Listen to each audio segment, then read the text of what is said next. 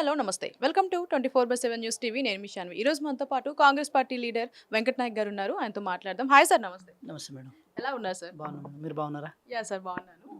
Sir, మన కృష్ణా రివర్కి సంబంధించి హరీష్ రావు గారు ప్రెస్ మీట్ పెట్టి మన రేవంత్ రెడ్డి గారిని ఏమన్నారంటే, రేవంత్ రెడ్డి గారికి కేంద్రాన్ని ప్రశ్నించే ధైర్యం లేదు, చంద్రబాబు నాయుడు గారిని అడిగే దమ్ము లేదు అంటే గురువు గారు కాబట్టి అని చెప్తూ సంబోధించడం జరిగింది. మీరు ఏం చెప్తారు దానికి?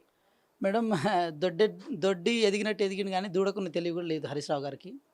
కృష్ణానది రివర్ సంబంధించిన ఏదైతే ఉందో ఆ నీళ్ళను, చెంబేడు నీళ్ళను కూడా తెలంగాణ రాష్ట్రానికి అందియలే వాళ్ళు. ఏది 10 సంవత్సరాల్లో కాళేశ్వరం పేరుతో గోదావరి నీళ్ళ మీద కమిషన్ల కోసం కకృతిపడి అవి కూడా కూలి దాని నుంచి నీళ్లు రాక ఇక్కడున్న తెలంగాణ సొమ్మును మొత్తం అక్కడ పెట్టుబడిగా పెట్టి దాన్ని వాళ్ళు సంపాదన చేసుకునే ప్రయత్నం చేశారు.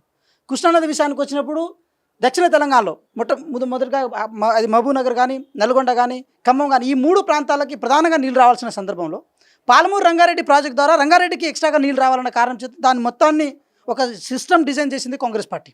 నాగార్జున సాగర్ ఎడమకాల నీళ్లు కానీ, లేకపోతే శ్రీశైలం ఎస్ఎల్బీసీ కాలువలు దాని టన్నెల్ ద్వారా కానీ దాని ద్వారా నీళ్ళు ఇద్దామని అనుకున్నారు.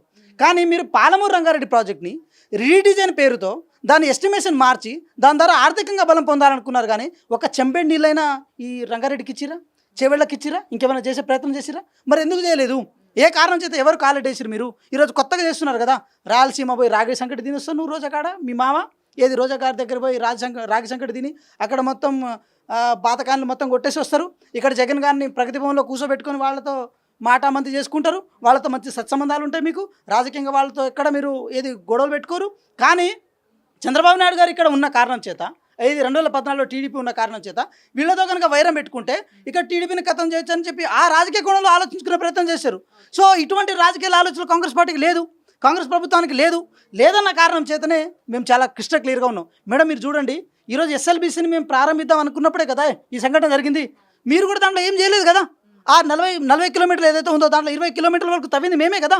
ఏది నల్గొండ ప్రాంతంలో ఫ్లోరైడ్ బాధితుల నుంచి ఏది వాళ్ళకి రిలీఫ్ కావాలన్న కారణం చేత మేము ఆ ప్రయత్నం చేసినాం. అదేవిధంగా ఎడమ కాలువ నీళ్ళు ఇప్పుడు మీరు చూడండి, ఇప్పటికీ దక్షిణ తెలంగాణకి ఒక వరద ప్రధాని మేడం, వరద ఏది ఎడమ కాలువ, ఆ నీళ్ళని ఇస్తున్నది కూడా మేమే కదా.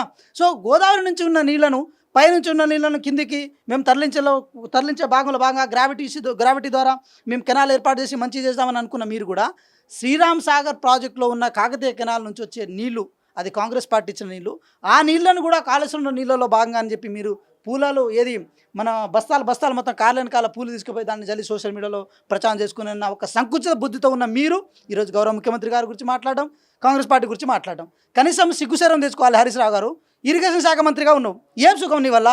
స్టార్టింగ్లో మిషన్ కాకతీయ పేరుతో మొత్తం బడ్జెట్ మొత్తం ఆడికి తీసుకుపోయే ప్రయత్నం చేసినావు. నీ వల్ల భూగర్భ జలాలు విరిగినాయి అన్నారు.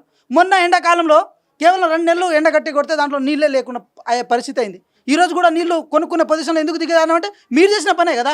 మీ వాళ్ళ చాలామంది కేవలం 1 నెల కాలంలోనే ఎండలు గట్టిగా రాగానే మీ బీఆర్ఎస్ పార్టీ సోషల్ మీడియా వాళ్ళు ఉంటారు కదా, వాళ్ళందరూ ఇట్లా ఫోన్లు పెట్టి ఇదిగో చెరువు ఎండింది, ఇదిగో కుంట ఎండింది అని చెప్పి ప్రయత్నం చేశారు కదా. అంటే మీరు పెట్టిన ఇన్ని పైసలు కనీసం నెల రోజులు నీళ్ళు ఆగడానికి కూడా పనికి రాలేదా? ఇదంతా వాళ్ళ విచక్షణకు వదిలేస్తున్న అంశం ఇది. కేవలం ప్రాజెక్టుల పేరుతో మీరు దండుకున్న పైసలు అంత ఇంత కాదు. తెలంగాణ రాష్ట్రం నిధులు నియామకాల కోసం ఏర్పడ్డ తెలంగాణ రాష్ట్రం. నిధులు బాయే, నీళ్లు బాయే, నియామకాలు బాయే, అన్నీ బాయే. కానీ మీ కుటుంబం మాత్రం ఇప్పటికీ సస్టైన్ అవుతుంది, థ్రైవ్ అవుతుంది. దట్ బికాజ్ ఆఫ్ మీరు ఏది తీసుకున్న పైసలు, కాళేశ్వరం నుంచి మీరు తీసుకున్న కమిషను. సో మేము ఒకటే చెప్తున్నాం మేడం, కృష్ణానది నీళ్ళను కానీ లేకపోతే గోదావరి నది నీళ్ళను కానీ ప్రాపర్ వేలో వాడుకున్న ఘనత కాంగ్రెస్ పార్టీకే దక్కుతుంది. కాంగ్రెస్ పార్టీ, కాంగ్రెస్ ప్రభుత్వం కానీ నీళ్ళ విషయంలో చాలా క్లియర్గా ఉంది. ఇప్పటికీ మీరు చెప్తున్న నదులకు నడక నేర్పిన అంటాడు మీ మావ. నదులకు ఏడ నడక నేర్పినండి? ఏ నదికి నడక నేర్పిండు? ఉన్న నదుల మీద బ్యారేజ్ కట్టి అవి కుంగిపోయే పొజిషన్ పోయింది. తీరా డిస్కవరీ ఛానల్లో కాళేశ్వరం మీద డాక్యుమెంటరీ చేసి, ప్రాజెక్టుల మీద డాక్యుమెంటరీ చేసి అది కూలిపోయిన తర్వాత వాళ్ళు దాన్ని డిలీట్ చేసేసరికి వీళ్ళు ఏం చేయాలో అర్థం కాని పరిస్థితి. ఆ టెక్నికల్ ఇష్యూ అంట. అది టెక్నికల్ ఇష్యూ అంటే ఇంత ప్రాజెక్టులో ఇన్ని లుకలుకలు జరుగుతుంటే టెక్నికల్గా దాన్ని కొట్టిపరిచే ప్రయత్నం చేస్తాం మేడం. నేను ఇంకో మాట కూడా చెప్తున్నా, కాళేశ్వరం నీళ్ళ ద్వారా మొన్న కాళేశ్వరం నీళ్ళలో చుక్క నీళ్ళు కూడా ఇవ్వలే, అంత క్యూసెక్కుల రూపంలో కింద పోయినాయి. టీఎంసీలో ఆపిన నీళ్ళే మన ఆగిన నీళ్ళు, దాన్నే మనం పక్కకు డైవర్ట్ చేసే పొజిషన్ ఉంటుంది. కానీ వీళ్ళు ఏం చేశారు, క్యూసెక్కుల రూపంలో నీళ్ళు కింది దించిన తర్వాత మొన్న దాదాపు 66 మెట్రిక్ టన్నుల ధాన్యం పండింది ఈ తెలంగాణ రాష్ట్రంలో వితౌట్ కాళేశ్వరం. మరి కాళేశ్వరం కాంట్రిబ్యూషన్ ఏడుంది? మరి 10 సంవత్సరాలు ఎలగబెట్టింది ఏముంది నువ్వు దీంట్లో? తెలంగాణ రాష్ట్రంలో నీటిపారుదల శాఖ మంత్రిగా ఈయన ఫస్ట్ టర్మ్ నీటిపారుదల శాఖ మంత్రి ఉన్నాడు. తర్వాత ఈయన మామ ముఖ్యమంత్రిగా ఉన్న కేసీఆర్ గారు నీటిపారుదల శాఖ మంత్రిగా ఆయన పోర్ట్ఫోలియో ఆయన దగ్గర ఉంచుకున్నాడు. ఏం ఎలగబెట్టారు మీరు చేసిన విషయం ఏంది? కనీసం కాంగ్రెస్ పార్టీ నిధులు లేకపోతే చెక్ డౌన్ రూపంలోనే నీళ్ళని ఆపింది మేడం. బోర్లలో నీళ్ళు వచ్చేటట్టు ప్లాన్ చేసింది. మేము ఊళ్ళ నుంచి వచ్చినాం, మాకు ఆ ఘనత ఎంతో తెలుసు. కానీ మీరు ఎలగబెట్టింది ఏంటో చెప్తే బాగుంటుంది. మేము ఏది కాలువలు మేము తవ్విస్తే కొన్ని దాంట్లో నీళ్లు డైవర్షన్ చేసి ఇది మా నీళ్ళే మా కాలువ అని చెప్పి క్లెయిమ్ చేసుకునే ప్రయత్నం చేశారు. మేము ఒకటే చెప్తున్నాం హరీష్ రావు గారు, ఎస్ఎల్బీసీ ద్వారా మీరు నీళ్ళు ఇచ్చిన ఘనత లేదు, దాన్ని మీరు ప్రాపర్ వేలో చేసిన సందర్భాలు లేవు. అదేవిధంగా కృష్ణానది ద్వారా మనకు మన వాటా చాలా ఉంది మేడం, చాలా వాట ఉంది మనకు. తెలంగాణ రాష్ట్రానికి ఇంత వాట ఉన్నా కూడా ఆ వాటాన్ని వాడుకోలేని ఒక దౌర్భాగ్య పరిస్థితిలో ఈరోజు తెలంగాణ ఉందంటే దానికి కారణాలు మీరు కాదా? ఆ క్రెడిట్ మీకు దక్కదా? సో ఈరోజు కొత్తగా ఏదో రాజకీయ మాట్లాడుతున్నారు, రాజకీయ అంశాలు తీసుకొస్తున్నారు. మేము ఒకటే చెప్తున్నాం, బరాబర్ చెప్తున్నాం మేడం. మాకు రాజకీయంగా మాకు చంద్రబాబు నాయుడు గారు వేరే రాష్ట్రం ఉండొచ్చు కాక, ఇక్కడ ముఖ్యమంత్రి అక్కడ ఒక ముఖ్యమంత్రి ఉండొచ్చు కాక, కానీ తెలంగాణ ప్రజల విషయంలో ఎటువంటి కాంప్రమైజ్ కాము. తెలంగాణ ప్రజలకు సంబంధించిన ఆశయాలకు సంబంధించిన విషయంలో మాత్రం ఎవరితో మేము కాంప్రమైజ్ కావాల్సిన అవసరం లేదు, మాకు రాదు కూడా. సో మేము ఒకటే చెప్తున్నాం, హరీష్ రావు గారు ఏదో పొలిటికల్ స్టేట్మెంట్ ఇచ్చి ఊరుకోవడం కాదు, మీరు ఏం చేసిరని చెప్పి చర్చకు వస్తే బాగుంటుంది. ఇంకో మాట కూడా గౌరవ ముఖ్యమంత్రి గారు మొన్న ప్రెస్ మీట్లో చెప్పుండే, ఏమని చెప్పుండే అంటే ఏదో విద్యుత్ సంబంధించిన శ్రీశైలంలో విద్యుత్ సంబంధించిన మధ్యలో ఒక చిన్న ఇన్సిడెంట్ జరిగి ఉండే, దాని ఇంతవరకు బాగా చెప్పలే వీళ్ళు సన్నాసులు. సో వీళ్ళు ఈరోజు కొత్తగా మాట్లాడే ప్రయత్నం చేస్తున్నారు. కాబట్టి నేను ఖమ్మం జిల్లా వాసిగా చెప్తున్నాను మేడం, ఖమ్మం జిల్లాలో కృష్ణానది ఎడమకాల వాటర్ మేము డైరెక్ట్గా తీసుకునే వ్యక్తులుగా మేము చెప్తున్నాము. వీళ్ళు ఈ 10 సంవత్సరాల్లో కృష్ణానది నీళ్ళ ద్వారా ఎలగబెట్టింది ఏం లేదు. ఈరోజు కేవలం రాజకీయ కోణంలో భాగంగా చంద్రబాబు నాయుడు గారిని దాంతోపాటు రేవంత్ రెడ్డి గారిని కనుక జోడించే ప్రయత్నం కనుక చేస్తే రాజకీయంగా మనకి ఇక్కడ ఒక బూస్ట్ వస్తుందని మీరు అనుకుంటున్నారు. కానీ ఇదంతా నీచమైన రాజకీయాలకు ఇండికేషన్గా మాత్రమే చూస్తాం హరీష్ రావు గారు. సార్ అలాగే ఈరోజు ఇంకొక ప్రెస్ మీట్ కూడా జరిగింది. మన తీన్మార్ మల్లన్న గారికి ఏదైతే కాంగ్రెస్ నుంచి అనర్హత సస్పెండ్ చేశారో దానికి సంబంధించి ఆయన ఈరోజు ప్రెస్ మీట్ పెట్టి చాలా ఘోరంగా మన రేవంత్ రెడ్డి గారిని అయితే విమర్శించడం జరిగింది. మీరు ఏం చెప్తారు దానికి? మేడం ఒక సినిమా ఉంటుంది, అది చంద్రముఖి సినిమా ఉంటుంది. దాంట్లో గంగ కాస్త చంద్రముఖిగా మారుతుంది. అవతారం మారిన ప్రతిసారి అది ముఖ కవళికలో రూపం మారిపోతుంది, మాటల్లో రూపం మారిపోతుంది. సో తీన్మార్ మల్లన్న గారు వివిధ పార్టీలో ఉన్న కారణంలో భాగంగా వారు పార్టీ మారుతున్న కొద్దీ వాళ్ళకి చరిస్మాటిక్ వస్తున్న కొద్దీ వాళ్ళ మాటలో అహంకారం పెరుగుతుంది. నేను ఒక్క మాట అయితే చెప్పే ప్రయత్నం చేస్తున్నా. ఈరోజు మొత్తం డిస్కషన్లో ఏమన్నాడంటే నా వల్లనే నేను గెలిచిన, నా వల్లనే కాంగ్రెస్ పార్టీ గెలిచింది, నా వల్లనే ఈ మెదక్ నిజామాబాద్ ఆదిలాబాద్ సంబంధించిన గ్రాడ్యుయేట్ ఎమ్మెల్సీ ప్రసన్న కుమార్ గారు ఎవరైతే ఉన్నారో ప్రసన్న గారు ఆయన గెలొచ్చే ప్రయత్నం చేస్తున్నారని చెప్పి చెప్పుకునే ప్రయత్నం చేస్తున్నారు. కాంగ్రెస్ పార్టీ అధికారంలోకి వచ్చింది ఆయన క్లెయిమ్ చేసుకుంటున్నారు. మరి అంత బాగుంటే అంతకుముందు బీజేపీలో ఉండే కదా, మరి ఆడే ఉండి బీజేపీ పార్టీని గెలిపిస్తే అయిపోయేది కదా. మరి కాంగ్రెస్ పార్టీలోకి ఎందుకు వచ్చినావు? నువ్వు గెలిపేయడానికి కాంగ్రెస్ పార్టీ వచ్చినావు. మరి బీజేపీలో కనుక ఉండుంటే ఈరోజు మంత్రి పదవి వచ్చేది కదా నీకు. సో ఇక్కడ విషయం ఏంటంటే దేనికైనా ఒక శాస్త్రీయత ఉండాలి. మనం ఏం చెప్తున్నాము, ఏం మాట్లాడుతున్నాము అని చెప్పి మనకు ఒక శాస్త్రీయత ఉండాలి.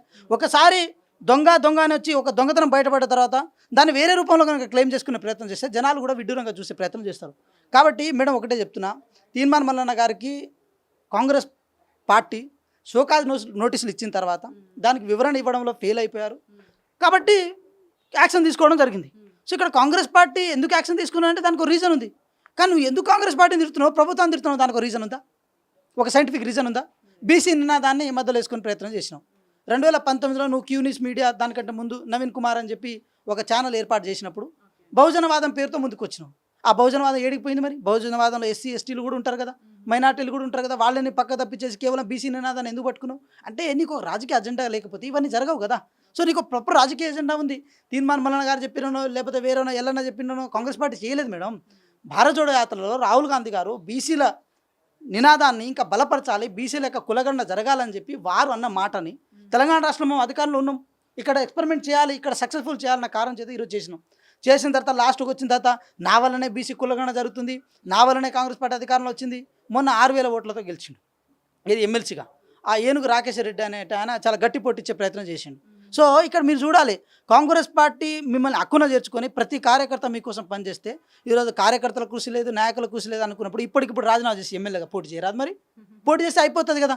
పార్టీ నుంచి సస్పెండ్ అయిన ఆయన ఎమ్మెల్సీగా రాజీనామా చేసి నేను ఇప్పుడే పోతా, ఎట్లా పోవాలంటే ఉత్తగా పోదు, ఏది బీఎస్పీలోనో దేంట్లో పోయి ఈయన వల్లనే మళ్ళీ బీఎస్పీని అధికారంలో తీసుకురావాలి, లేకపోతే సిపిఐ ఏదో పార్టీలో పోతే ఆ పార్టీని అధికారంలో తీసుకురా నీకు అంత దమ్ముంటే. ఇక్కడ ఏంటంటే ఆల్రెడీ వెలుగుతున్న పార్టీ దగ్గరకు వచ్చి చలిగార్చుకునే ప్రయత్నం ఏదైతే ఉందో ఇది కరెక్ట్ కాదు తీన్మార్ మల్లన్న గారు.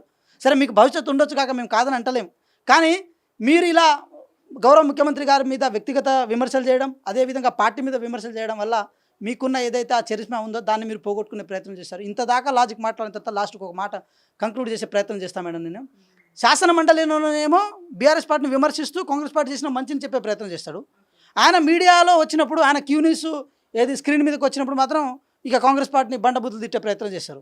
అంటే ఇక్కడ రాజకీయ కోణం కనపడతలేదా? నీ ఎగ్జిస్టెన్స్లో కోసం నువ్వు ఏది ముందుకెళ్ళే ప్రయత్నం చేస్తున్నావు భాగంగా అసలు ఏం మాట్లాడుతున్నావు నీకు కూడా క్లారిటీ ఉండాలి కదా. సో ఏదున్నా సరే మీడియా వాళ్ళందరూ తీర్మామలన గారిని ఇంకా కొన్ని ప్రశ్నలు సంధించాలి, మీరు వెళ్ళాలి, రాజీనామా చేసి పోవాలి, మళ్ళీ నల్గొండ, ఖమ్మం, వరంగల్ ఎమ్మెల్సీ ఎలక్షన్స్లో గ్రాడ్యుయేట్ ఎమ్మెల్సీగా మీరు నిలబడాలి, మళ్ళీ పోటీ చేయాలి. పోటీ చేయాలంటే చిన్న పార్టీ ఈ కేపాల్ పార్టీ నుంచి పోటీ చేయి. అది కేపాల్ గారు వాళ్ళు పెట్టిన ప్రజాశాంతి పార్టీ ఉంది కదా, దాని నుంచి పోటీ చేస్తే పాపం ఆయనకు కూడా తెలంగాణ రాష్ట్రంలో ఒక స్పేస్ ఇచ్చినట్టుంటుంది. నువ్వు గెలువు, నువ్వు ఆయన దగ్గర నుంచి ఏదైనా పార్టీ ఉంటే ఫండ్ తీసుకో, కేపాల్ గారిని ప్రచారంలో దిప్పు, ఎన్ని ఓట్లు వస్తాయో చూద్దాం. అప్పుడు కేపాల్ గారే అంటారు కదా, అరే తీర్మామలన్న గారి వలన ఈరోజు తెలంగాణ రాష్ట్రంలో ప్రజాశాంతి పార్టీ ఉందని అంటారు కదా. సో మేమేమంటాం, ఈ మొత్తం దేశంలో ఉన్న పార్టీలన్నీ గుత్తపట్టి ఎక్కడెక్కడ ఏదైతే పార్టీ డౌన్ ఉన్నాయో వాళ్ళ దగ్గర పోయి వాటిని గెలిపించి నువ్వు వచ్చేయి. అప్పుడు నీకున్న చరిస్మాన్ని అర్థం చేసుకుంటాం. కానీ అంత లోపల ఏం మాట్లాడినా కూడా అది గాల్లో దీపం పెట్టినట్టే అనిపిస్తుంది. Right sir, thank you so much.